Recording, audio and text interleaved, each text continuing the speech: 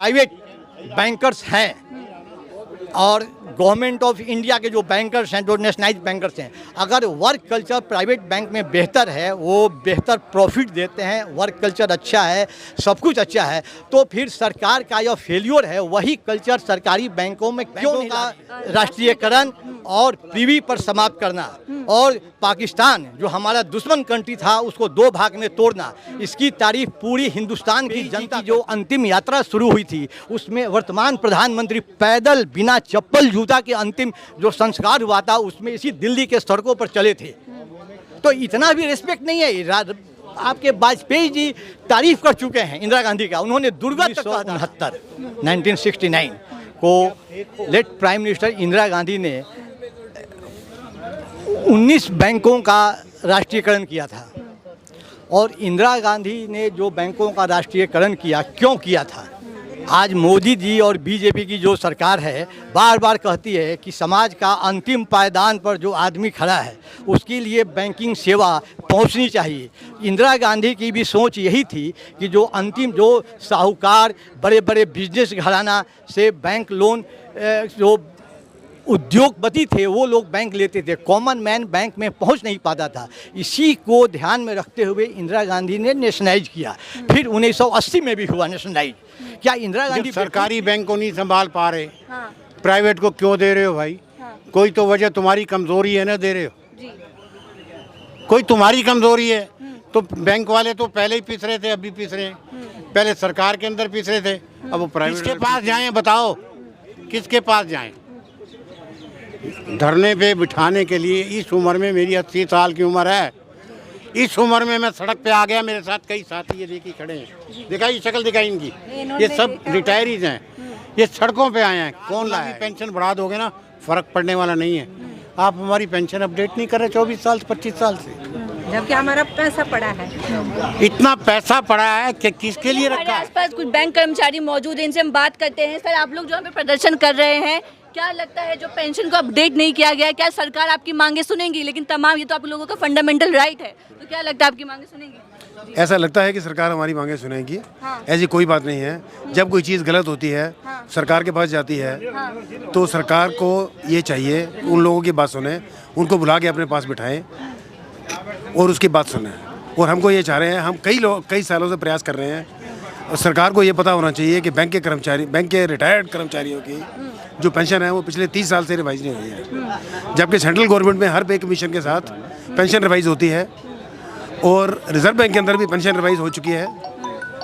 और बाकी हमारी ये इच्छा है कि जिस प्रकार से रिजर्व बैंक के कर्मचारियों की पेंशन रिवाइज हुई है, उसी प्रकार से, उसी नीति से बैंक के सभी कर्मचारियों की, रिटायर्ड कर्मचारियों की पेंशन को रिवाइज किया जाए, ऐसा है। और इस पेंशन की जो नीति है उसके अंदर सबसे बड़ी बात यह है कि जो आदमी, जो रिटायरी, जो कर्मचारी 1995, 1996, 1997, 98 में रिटायर हुआ था, उस जनरल, एक एग्जांपल देता हूँ मैं आपको, एक जनरल मैनेजर जो बैंक का है 1995 या 96 के अंदर जो रिटायर हुआ था उसको 10,000 12,000 पेंशन मिलती है। और आज जो जनरल मैनेजर बैंक का रिटायर हो रहा है उसकी 70-80 हज़ार पेंशन है। उसको पेंशन को प्रॉपरली जो हर उसके साथ रिवाइज नहीं किया गया, इसलिए ये डिस्पैरिटी आ रही है। ये डिस्पैरिटी आने से जो लोग हैं उनके लिए बहुत मुश्किल हो रही है और ये रिवाइज किया जाए। अब मेन जो मुद्दा है ये मैं कहना चाहता हूँ, 1995 के अंदर जो सेंट्रल गवर्नमेंट का एक सेक्रेटरी या जॉइंट सेक्रेटरी है, वो बैंक के जनरल मैनेजर के बराबर है, उसकी पेंशन 1 लाख है और उसकी पेंशन 10,000 है। ये डिस्पैरिटी को दूर करने के लिए आज हम यहाँ पर ये प्रदर्शन कर रहे हैं और हम सरकार से रिक्वेस्ट करते हैं, फाइनेंस मिनिस्ट्री से करते हैं, फाइनेंस मिनिस्टर से करते हैं, प्रधानमंत्री से करते हैं कि हमारी मांगों को सुना जाए और इन हमारी मांगों के ऊपर गौर किया जाए और हमारी पेंशन को रिवाइज किया जाए ताकि इनका जो है भविष्य जो है वो सुधर पाए। धन्यवाद। सर, आपसे बात करते हैं, जिस तरीके से आप लोग यहाँ पे प्रदर्शन कर रहे हैं कि बैंक ने जीवन भर निचोड़ा, बुढ़ापे पे मरने को छोड़ दिया, आप लोगों ने यहाँ पे बैनर में लिखा हुआ है। हमारे मन में है ना, वो हमने बैनर पे लगा दिया जी, इसलिए कि सब उसको देखे जी। मैं आपसे एक छोटी सी बात करना चाहता हूँ। मैं जून 1998 में बैंक से रिटायर हुआ, यूनियन बैंक से जी। मेरी बैंक की पेंशन जो बनी, रिटायरमेंट स्केल रिवीजन हुआ जब, तो मेरी पेंशन सैलरी बढ़ गई। अकॉर्डिंगली मुझे पे एरियर भी दिया गया और उसके बाद जब पेंशन बनी तो 600 रुपये कम कर दी। मैं लड़ता रहा, अकेला लड़ता रहा, तब ये मूवमेंट नहीं थे, ये यूनियन नहीं थी। मैं लड़ता रहा, अकेले दम पे लड़ा। मैं हाई कोर्ट गया, वहाँ से रिफ़ंड लिया, रिफ़ंड भी मुझे दिया, लेकिन उसके बाद से आज तक जो पेंशन मेरी कम करी है वो नहीं कम करते। RTI लगाई, नहीं सुनते। लेबर कमिश्नर गया, नहीं सुनते। लोकपाल के पास गए, रिजर्व बैंक के बाद, कोई जवाब नहीं। फाइनेंस सेक्रेटरी कहता है ओल्ड मैटर, कोई जवाब नहीं। प्रधानमंत्री के पास गया, कोई जवाब नहीं। सारे कुछ होने के बाद जब कुछ कोई जवाब नहीं, हम लोगों ने अपना प्रोविडेंट फंड, एम्प्लॉयर का प्रोविडेंट फंड, सब बैंक रिटायर्स ने रिटायर होने के बाद, नौकरी से रिटायर होने के बाद बैंकों को, अपने अपने बैंकों को जमा करा दिया, जिसकी आज फिगर 3,25,000 करोड़ हो गई है। इतनी पेंशन, इतना अगर फंड अगर आपके पास पड़ा है और 4 गुना भी पेंशन बढ़ा दोगे ना, फ़र्क पड़ने वाला नहीं है। आप हमारी पेंशन अपडेट नहीं कर रहे 24 साल से, 25 साल से, जबकि हमारा पैसा पड़ा है। इतना पैसा पड़ा है कि किसके लिए रखा है? या बोलो उन्होंने सारा खा लिया है, नहीं देना चाहते। आपने एग्रीमेंट किया, एक साइन किया, पेंशन एग्रीमेंट किया साइन, उसको आपने अपनी मर्जी से चेंज कर दिया। किस लिए भाई? क्यों? हम, it is a breach of trust. हम बैंक के, इसमें बैंक की सर्विस में नहीं है, हम किसी यूनियन के मेंबर नहीं हैं, हम IBA के अंडर नहीं आते। चालू है ये? जी चालू है। IBA के अंडर नहीं आते, और ये हमारे से, हमारी बातें हमारे खिलाफ चल रहे हैं। किस लिए भाई? किस लिए? जो हम पे अप्लाई नहीं करता वो आज हमारे सिरमौर बन के हमारी ऐसी तैसी कर रहे हैं। किसके पास जाएं बताओ, किसके पास जाएं? धरने पे बिठाने के लिए इस उम्र में, मेरी 80 साल की उम्र है, इस उम्र में मैं सड़क पे आ गया। मेरे साथ कई साथी ये देखिए खड़े हैं, दिखाई शक्ल दिखाई इनकी, ये सब रिटायरीज हैं, ये सड़कों पे आए हैं। कौन लाया है इनको? अगर मांगे पूरी कर लेते तो कोई दिक्कत होती? तो क्या लगता है सर, मांगे सुनी जाएगी, सरकार सुनेंगी आपकी मांगे? हाँ, अब आपने सवाल किया, बड़ा सही सवाल किया जी। ये 8 और 9 अक्टूबर को धरना किया गया, जी। इसी हमारी एसोसिएशन ने, मैं इसका भी सेक्रेटरी तब भी था और अब भी हूँ। ये आज जो हो रहा है, ये हो रहा है। 8-9 अक्टूबर को, 8 अक्टूबर को होना था। तकरीबन 11:20 पे पुलिस, DCP नॉर्थ का एक आदमी आता है, पुलिस वाला, आपका धरना कैंसिल हो गया है। अगले दिन किस लिए? कि वो कोरोना है, on the grounds of the corona cancel हो गया। फिर कुछ दिन के बाद निर्मला सीतारमण जी फाइनेंस मिनिस्टर थी, वो भाषण देती हैं, प्रेस इंटरव्यू, प्रेस रिलीज में बोलती हैं कि ये रिटायर्स को हम देख रहे हैं, हम सोच रहे हैं। फिर 11 दिन के बाद IBA की meeting, annual general body meeting के अंदर फिर कहती हैं ORP, मिलिट्री वाले रूल में लगाए।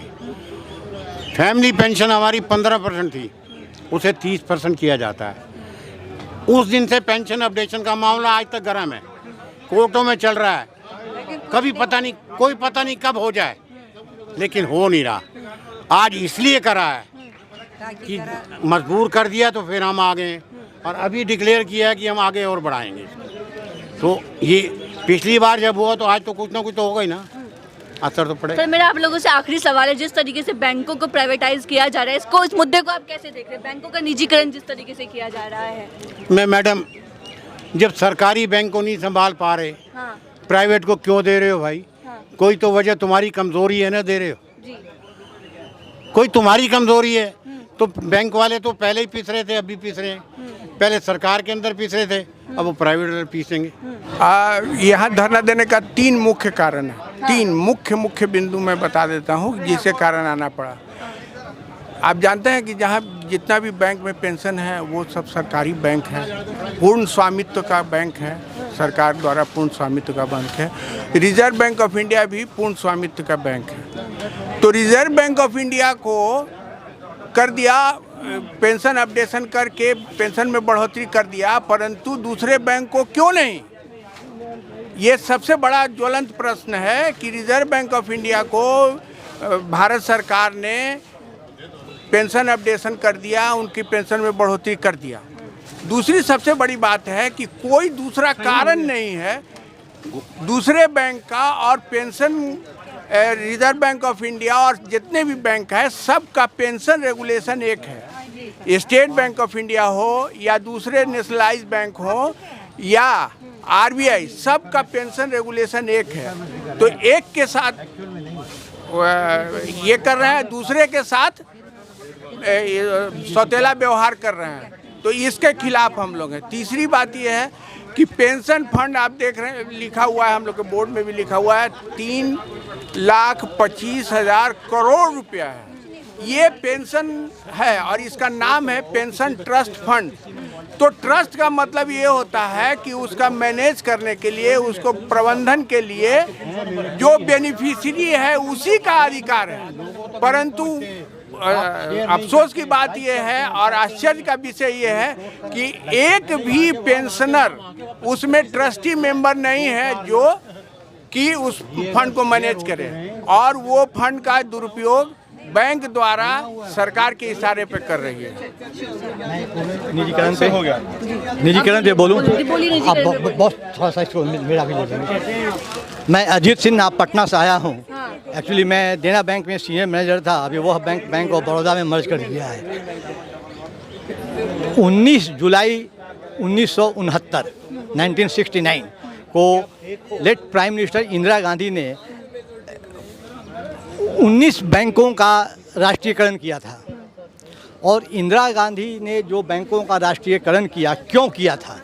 आज मोदी जी और बीजेपी की जो सरकार है बार बार कहती है कि समाज का अंतिम पायदान पर जो आदमी खड़ा है उसके लिए बैंकिंग सेवा पहुंचनी चाहिए। इंदिरा गांधी की भी सोच यही थी कि जो साहूकार बड़े बड़े बिजनेस घराना से बैंक लोन, जो उद्योगपति थे वो लोग बैंक लेते थे, कॉमन मैन बैंक में पहुंच नहीं पाता था। इसी को ध्यान में रखते हुए इंदिरा गांधी ने नेशनलाइज किया। फिर 1980 में भी हुआ नेशनलाइज। क्या इंदिरा गांधी बेवकूफ़ थी? आज वाजपेयी जो इनके जो लीडर थे इन लोगों के, उन्होंने भी इंदिरा गांधी की तारीफ़ की है। वाजपेयी जी की जो अंतिम यात्रा शुरू हुई थी उसमें वर्तमान प्रधानमंत्री पैदल बिना चप्पल जूता के अंतिम जो संस्कार हुआ था उसमें इसी दिल्ली के सड़कों पर चले थे। तो इतना भी रिस्पेक्ट नहीं है। आपके वाजपेयी जी तारीफ कर चुके हैं इंदिरा गांधी का, उन्होंने दुर्गत तक कह डाला। इंदिरा गांधी की 3 बातें काफ़ी मशहूर रहीं जिसके सभी तारीफ करते हैं। यहाँ पक्ष विपक्ष की बात नहीं है। बैंकों का निजीकरण, बैंकों का राष्ट्रीयकरण और पीवी पर समाप्त करना, और पाकिस्तान जो हमारा दुश्मन कंट्री था उसको 2 भाग में तोड़ना, इसकी तारीफ पूरी हिंदुस्तान की जनता करती है। और दूसरा मैं मुद्दा रखता हूं कि जो आपके प्राइवेट बैंकर्स हैं और गवर्नमेंट ऑफ इंडिया के जो बैंकर्स हैं, जो नेशनलाइज बैंकर्स हैं, अगर वर्क कल्चर प्राइवेट बैंक में बेहतर है, वो बेहतर प्रॉफिट देते हैं, वर्क कल्चर अच्छा है, सब कुछ अच्छा है, तो फिर सरकार का यह फेल्योर है वही कल्चर सरकारी बैंकों में क्यों नहीं ला रही है? ये कौन लाएगा? अगर हमारी गलती है तो हम पर सरकार एक्शन क्यों नहीं लेती है? प्राइवेट बैंक अच्छा काम कर सकते हैं, हम क्यों नहीं कर सकते हैं? ये सरकार की कमजोरी है कि वो कल्चर यहाँ लाना नहीं चाहते हैं। जब वो कर सकते हैं तो हम क्यों नहीं कर सकते हैं? हमें अगर सुधार की ज़रूरत है तो गवर्नमेंट सुधार करे हम लोगों में, लेकिन निजीकरण क्यों? आज माल्या उतना पैसा लेके भाग गया, कल बिरला, अंबानी, टाटा जो भी हो, कल कुछ कर दे एक व्यक्ति के हाथ में उतना पैसा जाएगा, क्या होगा देश की स्थिति, क्या आर्थिक स्थिति क्या होगी? और अभी हमारे सीनियर्स ने बैंक का जो पेंशन के बारे में रिवीजन के बातचीत की है, अक्षरशः सही है, हम उनकी बातों से पूरी तरह सहमत हैं। चलिए, तो आप देखें तो तमाम हमने यहाँ पे रिटायर्ड बैंक कर्मचारी इन सबकी तमाम मांगे सुनी कि इनकी मांगे जो इनकी पेंशन इन्हें मिल रही थी वो अपडेटेड नहीं की जा रही है सरकार के द्वारा। तो ये आप देखें थे हमारे चैनल की रिपोर्ट। अगर आपको वीडियो अच्छा लगे लाइक शेयर सब्सक्राइब जरूर करें।